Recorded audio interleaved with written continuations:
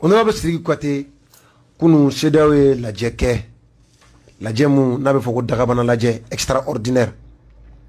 o kɛra Ganakaw fɛ yen u ka décision dɔ o ye ko Nations Unies u k'a lajɛ Conseil de sécurité MINUSMA ka mandat ka kɛ mandat kɔkɔlen ye a dɔ la u ko Mali ɲɛmɔgɔw ye lettre ci u ma lettre min n'o b'a jira k'a fɔ ko élection tɛ se ka kɛ février 2022 a dɔ la an ka lakana ko bunakun kan tuguni u ko b'a ɲini Mali ɲɛmɔgɔw ani diɲɛma fɛ Mali basigi bɛ se ka na Mali kɔnɔ cogoya mun na nka u ma da o ma u ye sanction fana kɛ k'a fɔ an ka maa ɲɛmaw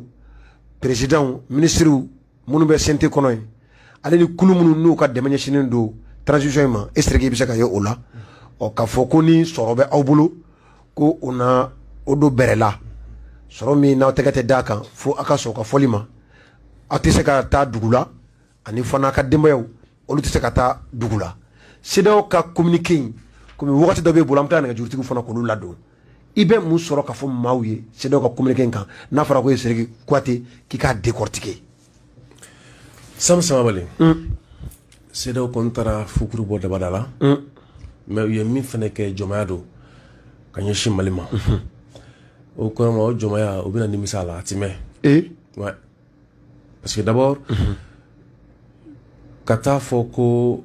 an ka faamaw tɛ se ka taa tagama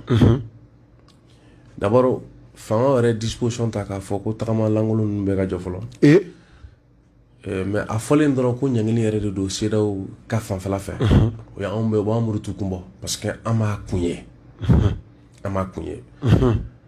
CEDEAO ye laɲini de kɛ k'a fɔ ko a ka lajɛ camancɛ fanga ye a kundama kana tɛmɛ kalo 18 kan mais CEDEAO ka sariya foyi tɛ yen min b'a la dan ko ni coup d'état kɛra jamana kɔnɔ ko ni transition sigira transition tɛ tɛmɛ ni hakɛ kan o sariya foyi tɛ CEDEAO ka sariya kɔnɔ o ye kelen ye fila sariya foyi ma ta Mali kɔnɔ min b'a jira k'a fɔ ko charte ko a tɛ se ka yɛlɛma o sariya foyi tɛ yen a bɛ yɛlɛma cogo min na sariya fana o latigɛ o b'a jira k'a fɔ sariya b'a dɔn en cas de cas a bɛ se ka kɛ nin kɛcogo la faamaw ye laɲini de kɛ walima faamaw an bɛ se k'a fɔ u ye ladɔnnali de kɛ k'a fɔ an filɛ cogo min na ni an filɛ ka kɛ ni wagati cogo ye kalata min n'a kofɔlen don ko kalata a tɛna se ka kɛ a bɛ waati fɔlen ma ne ka jate la n'o kuma fɔra komi tɔnko de don tɔn kan ka jateminɛ de kɛ bon a tɛ se ka kɛ kun jumɛn na wari ko de don wa lakana ko de don wa walima aw yɛrɛ fɛ ko de tɛ o de kan ka jateminɛ fɔlɔ mais bi ne jateminɛ kɛ malidenw yɛrɛ wololen don ka sabu kɛ jamana bɛ cogo min na jamanadenw fanba ka laɲini tɛ kalata ko ye parce que a bɛ n'a fɔ kalata y'u se kɛ Mali kɔnɔ yan c'est comme n'i ye yɛrɛwolo débouché la an ka discours ta u ye min kalan le 29 bolo min kɛra jumajan tɛmɛnen u ko quel désastre. Les principales vertus de la démocratie en République du Mali se résument aux élections et à la mise en œuvre de l'accord pour la paix issu du processus d'Alger 2015. En 2012, tout le débat se consacrait à l'élection et à la négociation. 9 ans passés, l'ère est au débat tourné vers l'élection et la mise en œuvre de l'accord. Donc pratiquement, on a qu'après 2012, nous m'avons fait une négociation, nous m'avons fait une kalata. Nous m'a fait ko kalata ou va faut la mise en œuvre de l'accord Mali démocratie be la ini fin be en dembe là au Canada norondé. Donc c'est pourquoi il a une entraîne fait abiye ka foko sur cette lancée mbroko au takasiri munufo mala surana l'État avait toutes les chances de se resserrer davantage autour du pouvoir issu des élections tout en précisant que les conditions qui entouraient ces élections là était de loin meilleur aux conditions actuelles. Donc, quant aux élections green ni accord ko bulu ni au courant, c'est-à-dire que fin bec qu'on a tiré le nom, m'a tenu fanga min sigre kafri. Iba Kola kabi 2018 avait fait une conférence de presse à fanga mana sigi. Amana ke tche a do asro. ma kundale me cɛw cɛla ma cɛw cɛla dɛ ni cɛw cɛ nana fanga bɛ firi bolo parce que an kun ka jate la kalata kɛra ka taa sɔrɔ dama don ko tiɲɛna gɛrɛntɛ min talen don ka jamana sɛgɛrɛ dama don ko la jamana faamaw dɛsɛlen don k'u kundama ni ko kɛ kelen ye donc n'o taara élection bɛ kɛ donc an nana yira k'a fɔ ko o élection minnu fana kɛra dɛ n'olu kɛra kɛcogo la kɛcogo min n'o kun ka fisa ni bi ta ye olu fanga karila donc n'olu fanga karila an nana continuer k'a fɔ à présent nous sommes persuadés que nos amis et ces deux partenaires n'ont pas la moindre intelligence de tirer les leçons des expériences bamanangana ko an bɛ an dalen don min na anw dɛmɛbaga ninnu ni u b'u yɛrɛ kɛ ko an teriw don an teri jugu senkɔrɔ jugu don dɛ c'est-à-dire que dɔnniya foyi t'u la u ka se k'a faamu ko waleya jugu minnu tɛmɛna ka se ka walanda bɔ o la pour que an kana bila gɛlɛya kɔnɔ donc pratiquement an y'o fɔ mun na cela se traduit par une effervescence de la communauté internationale voulant dans ce climat de désarroi imposer les élections au peuple malien dont le principal souci est la sécurité donc ko u ka nin kɛ k'a fɔ ko hakili t'u la ka walanda bɔ ko la u bɛ taa u kile ka nigi min kɛ kalata nɔfɛ k'u b'o jagoya malidenw kan ka taa sɔrɔ olu ka laɲini fɔlɔ ye bi o tɛ dɔwɛrɛ si o lakana de cette fébrilité n'annonçant pas des jours meilleurs nous pousse à agir pour dire non au dictat et non à l'ingérence des organisations de la communauté internationale afin d'asseoir la volonté du peuple malien pour la survie de notre nation donc ko de b'an bila an bɛ bɔ k'a fɔ hey aw ka girin ni aw ka ko minnu filɛ nin ye an ta la a y'a to an yɛrɛ ka ko lajɛ k'a ɲɛma jɔ pour que an ka se ka taa cogo min na donc pratiquement an bɛ fɛ ka mun fɔ nin yɔrɔ la dɔrɔn o de ye CEDEAO bɛ ka na ni sanction min ta k'a fɔ u ye kuma minnu fɔ olu b'o ko fɔ ni mun sariya de sɔsɔli ye fɔlɔ ka lɛtiri ci dɔrɔn ko an tɛ ko bɛ cogo min na an tɛ na se ka élection kɛ ka bɛn wagati fɔlen ma o bɛ se ka na ni mun ɲangini ka ɲɛsin buna hadamaden ma diɲɛ yɛrɛ kɔnɔ sariya jumɛn b'o la dan ne k'a fɔ Sam Samaba ka juru bɛ na juru sarali bi ye le combien sini le 10 novembre ne ka Sam Samaba écrit k'a fɔ ko n kun ye layidu min d'i ma ko min de ka juru sara le 10 novembre ko vraiment a sarali n tɛna se ka kɛ ka bɛn o ma o bɛ se ka mun ladan mɔgɔ ye sariya ta sira fɛ k'i k'a tigi poursuivre ni 10 ma se fɔlɔ u bɛ taa sariya ta ten pourquoi mais ni cɛkɔrɔbaw lajɛ ka taa faso jamaw ka nafolo ta ka t'u sigi dulɔ min ni manamanakan fɔ la ka wele k'u ye sanction ta mais pas comprendre ça c'est trop grave parce que u ye wari de tiɲɛ Burukina ka wari tiɲɛ Côte d'Ivoire Mali fana ye lɛtiri minnu ci an fana dépense dɔ k'a la ka t'u sigi dɔrɔn ka taa nin kuma fɔ ten mais an m'a faamu donc pour nous nin ye sanction de ye parce que dɔwɛrɛ t'u da ka mɔgɔw papa k'a ɲini dɔrɔn k'a fɔ k'u bɛ mɔgɔw tɛgɛ tunu min ka tugu kɔ mais an bɛ Ala fo k'Ala barika da parce que nin b'a to n'an ka fangaw tɛna taa tagamalankolon na kelen an bɛ Ala fo k'Ala barika da nin b'a to n'i y'a ye ko an ka jamana nafolo caman bɛ suɲɛ parce que u bɛ taa kɔkan de donc nin bɛ kɛ sababu ye nafolo suɲɛni fɛnɛ n'i y'a suɲɛ bilayɔrɔ tɛna sɔrɔ i bolo o ka ɲi mais k'a fɔ ko an sanctionnera nin kama o yɛrɛ kuma an tɛ se ka supporter on peut pas supporter ça donc an kɔni bolo u ye fɛn de fɔ dɔrɔn fɛn min n'a bɛ tali kɛ yɔrɔlɔbaya la c'est-à-dire que CEDEAO la gosili la farafinya la gosili la jamanaw ka souveraineté la gosili la n'o tɛ an k'an sigi dɔrɔn c'est-à-dire que article par article charte kɔnɔ mun de sɔsɔra charte kɔnɔ ko CEDEAO de bɛ ka kɛlɛ kɛ bi ka kɛ n'o ye o fɛn tɛ yen o fɛn tɛ yen ko min sɔsɔra charte kɔnɔ dusu tuma wa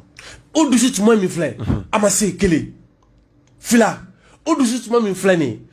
charte kɔnɔ a ma fɔ yɔrɔ si ko dɔ tɛ se ka fara transition kunnama kan o fɔra tɛ yen ayi fɛn min fɔra k'o tɛ se ka yɛlɛma charte kɔnɔ o de ye ko min ye président ye o ni vice président o ni premier ministre k'olu tɛ se ka kɛ candidat ye charte ye a bɛ fɔ o ma ko trait de daw kan min b'a jira k'a fɔ ko maga tɛ se ka ko la sinon o charte kelen y'a fɔ article 21 kɔnɔ ko charte bɛ se ka réviser a bɛ se ka réviser mun na parce que an ye min bolo da gɛlɛyaw bɛ se ka na ni gɛlɛyaw nana an bɛ yɛlɛma kɛ cogo di o yɛlɛma kɛcogo fana fɔra a kɔnɔ o tuma n'asisi banna n'asisi ko ka san hakɛ min fara a kan charte bɛ yɛlɛma k'o don charte kɔnɔ kana siga a la charte yɛrɛ y'a fɔ ten a dɔ y'a fɔ malo ɲɛna n ka charte in kalan n'a ma charte in kalan an bɛna a lafasa don dɔ bɛ se an b'a lafasa ka kɛ ni nin miirina minnu bɛna a kɔnɔ donc maliyɛnw an b'o de kɔnɔ bi donc pratiquement mɔgɔ bɛ ka le 27 février min fɔ élection ko la charte ma fɔ o Muktar Wade de y'a fɔ wa Muktar Wade fana y'a fɔ fana a ma kɛ sariya ye parce que a ma kɛ décrément ta ka collège électoral convoqué au cas statut a kan. mais Choguel ma fɔ k'ale b'a bonya c'est a m'o kɛ CNT ɲɛkɔrɔ wa. oui k'a b'a maintenu. ni Choguel ko a b'a maintenu Choguel ko engagement minnu taara a b'a fɔ o fɔcogo de la o k'u b'olu maintenu maintenant engagement minnu taara o engagement la charte b'o kɔnɔ maintenant engagement kɔnɔna na charte révision b'o kɔnɔ donc l'exercice démocratique de la révision de la charte là auto exclu ça auto exclu quoi. donc Choguel ninnu b'a fɔ n'o tubabukan de o de kama an b'a fɔ maliyɛnw ɲɛna hey o bɛ ka kuma minnu fɔ a ɲɛna a filɛ nin ni don n'i y'a mɛn o don n'i m'a mɛn salamu lafiya o de kama mɔgɔ caman b'a la ko ne ka taa CNT kɔnɔ ko parce que fɛn ninnu bɛ kɛ cogo min na an ka se ka ɲɛfɔ mɔgɔw ɲɛna a bɛ n'a fɔ mɔgɔ dɔw bɛ yen Mali yɛrɛ kɔnɔ hali anciens ka article 39 ko in mɔgɔw t'a dɔn min bɛ ka fɔ o mais ko problème min ye Mali sariya dɔw bɛ yen a dɔw bɛ yen min y'a ta o bɛ tila k'a sɔsɔ a kɛra k'i kɔnɔ k'a bɛ ka dabɔ a kama dɛ a t'a dɔn a ye min de ta a fɔ an t'a bila bamanankan na sa. an n'a bila bamanankan na Samusa Bale lamɛnni de ka gɛlɛn mɔgɔ bolo. an bɛ CEDEAO ka ɲangati ninnu ka d'a kan an ka mɔgɔw ye lettre ci CEDEAO ma k'a fɔ ko élection kɔni tɛna se ka kɛ ka bɛn février kalo tile 27 ma donc tout porte à croire k'a fɔ ni assise i n'a fɔ u tun y'a fɔ cogo min ni o de banna wagati min mana di malidenw fɛ minnu bɛ taa assise kɛnɛ kan ko o wagati kelen bɛ fara transition kan. ni e taara assise la o siri quoi ten ka kɛ ni CEDEAO ka nin bagabagali ninnu ni CEDEAO ka nin sanction ninnu ani ko les 12 fana u bɛna u sigi tuguni ni min bɔra a la ko dɔ bɛ se ka fara sanction ninnu kan e bɛ taa mun fɔ malidenw e bɛ taa mun fɔ assise kɛnɛ kan dɛ. vous savez fɛn dɔ bɛ yen fo c'est-à-dire que fo CEDEAO quoi Nations Unies quoi fo yɛrɛ ka se k'u ka résolution ninnu kalan de quoi a ko a ka résolution kɔnɔ ko Mali crise toute solution à la crise malienne doit être, c'est-à-dire qu'ils doivent être inspirés. Sinon, toutes les solutions à la crise malienne doivent être inspirées par les Maliens eux-mêmes. Au lieu de faire une résolution, bamananga. Ko fɛn bɛ n'o de ye fura ye ka ɲɛsin Mali ka nin gɛlɛya ma ko Maliens de kan ka se ka a miirina ta k'a jira diɲɛ na. CEDEAO fɔ. Nations Unies ka résolution fɛn ta Mali ka crise la. A peine ala cɛ a tɛ yen a bɛɛ. U yɛrɛ de bɛ nin fɔ. U yɛrɛ de bɛ nin fɔ. maintenant o kɔrɔ ye jumɛn ye sisan o kɔrɔ ye maliyɛnw dun ka fɛla bɛ dɔn cogo jumɛn na fo maliyɛnw ka sigi ka kuma mais i b'a kalama ko n'i ye jateminɛ kɛ i b'a ye k'a fɔ ko ni an ka fɛn kɔnɔ discours kɔnɔna na a bɛ yira k'a fɔ ko solution bɛ yen nɔ ko o bolodara Mali ka crise ko la ko a solution bɛɛ bɔra on dit toutes les solutions proposées ici et là ont très vite montré les limites. Il sera judicieux de préciser qu'après tout, aucune solution endogène n'a prospéré au milieu de ces tourbillons de propositions de sortie de crise émanant des pseudo amis et partenaires du Mali, ouvrant des brèches aussi infernales que la crise elle-même. Donc, en cas, fin beno ko kra fin la nyina ko ka ka nga kelen shilasa ko bela jeli daira yoroni kele wa kanga préciser fene ko fin proposer la ko da fray a shima bon la abe bora mo goro de la wa o fene bina ni fin ko a fray o fene bina ni correct ko mi reka juguna to mi kono donc 600 une rupture s'impose et le peuple l'attend donc 600 jamana ko don kana maintenant jamana ko don fray ka jume funu sigira ka kuma o siga kuma mesina sino frère ko tige et sino aussi me sira oui c'est même sira ka ko malo siga kuma dans la mesure où a sona en terrorisme ka siga kuma donc assisi ebita si assisi la ka keni rapport de force ni jamana kelenga kunkila minta na kun kera ka konya antita mais puisque y a une sera minta ni sera kamita parce que ni sera kan quoi ni sera kan min fɔra diɲɛ fɛ sariya kɔrɔw de ye nin ye ko malidenw de ka sigi ka bɛn u yɛrɛ ka jate la min b'a ɲɛnabɔ diɲɛko tugu kɔ de la mais sira ma d'a ma abada an k'an sigi k'a ɲɛnabɔ an yɛrɛ abada o ma kɛ nin bɛna ko fɔlɔ ye nin bɛna ko fɔlɔ de si ka fɔ fɛn kɛra Mali kɔnɔ a sigi ka fɔ fɛn foyi ma kɛ a ma kɛ k'a fɔ ko Maliens ka laɲini de k'u sigi si ka fɔ dɔ bɛ yen nɔ en 2012 mais an ma taa dialogue la non o kun tɛ o dialogue kɛra mun de miirina kɔnɔ dialogue ma kɛ ko CEDEAO ka résolution dɔ o mais ko Nations Unies ka résolution dɔ de ko Maliens k'u sigi ka bɛn fɛn na k'o kɛ o an taara dialogue min na o dialogue nana Mali crise mɔn k'a dan ni ɲɔgɔn cɛ CEDEAO bilala place la o kuma t'a kɔnɔ Nations Unies bilala place la o kuma t'a kɔnɔ tiɲɛ fɔlen Français o kuma t'a kɔnɔ kɛlɛ bɔra yɔrɔ min na o kuma t'a kɔnɔ kɛlɛ bɛ se ka ban cogo min na o kuma t'a kɔnɔ a kɛra dɔrɔn kɛlɛ bɔra kɔfɛ ka na cun kan o kɔlɔlɔ kɛra sababu ye ka na jamana firila aw t'o kuma de kɛ ye o ma donc ni assise na tiɲɛ fɔlen Faransi o Faransi yɛrɛ gɛnni o Irisi nani o o bɛɛ b'a kɔnɔ la ni bɛɛ de b'o de kɔnɔ ye o de y'an ka assise o de Mali ta ye sisan sinon tɔ bɛɛ kun ye mɔgɔ wɛrɛ ta de n'i ye kuma na i b'a fɔ dɔ ka fara transition in kan sisan n'i ye nin discours bɛɛ ta ka jateminɛ dɔ ka fara kan dɔ kana fara kan o ko wɛrɛ de mais n'anw sigira k'a dɔn nin ye kɛtaw ye k'o bɛɛ bila ɲɔgɔn ɲɛ kɔrɔ o kan ka kɛ ka bɛn wagati min an kan ka se k'o dɔn o kɛtaw fana bɛ ko kɔrɔta cogo min na o bɛ kun don cogo min na an kan ka se k'o fana dɔn min bɛ se ka kɛ ka tɔ bila ye o fana kan ka se ka dɔn donc bi transition fanga tɛ se ka a b'u da ko k'a kɛ tan maliden kelen tɛ se ka b'u da ko mɔgɔ bɛ ka nin kɛ tan i bɛ se k'a fɔ parce que a ka di o cogo la mais ni jama de sigira Maliens k'a fɔ ko nin y'an ka ko solution ye o de bɛ se ka kɛ o de ye bonya ye o de ye démocratie ye bi CEDEAO ka sariya foyi tɛ yen Nations Unies ka sariya foyi tɛ yen min bɛ se ka Maliens bali k'u ka sigi k'o fɔ dans la mesure où olu yɛrɛ ye mécanisme di révision de la charte la n'i b'o révision fana kɛ e min bɛ fanga la e de bɛ se k'a bila sisan bɛɛ ka minɛn kɔnɔ n'o ye démocratie ka minɛn kɔnɔ o minɛn dɔ ye jumɛn ye au moins i ka légitimité dɔ sɔrɔ o légitimité tɛ se ka da CNT dɔrɔn ma fana o légitimité bɛ se ka ɲini jamana kɔnɔdenw bɛɛ lajɛlen fɛ assise nafa bɛ se ka k'o ye mais ni assise fana nafa kɛra dɔrɔn ko ka dɔ fara a kan an mago tɛ taa na dɛ an mago bɛ an ka jamana ka problème ka résoudre de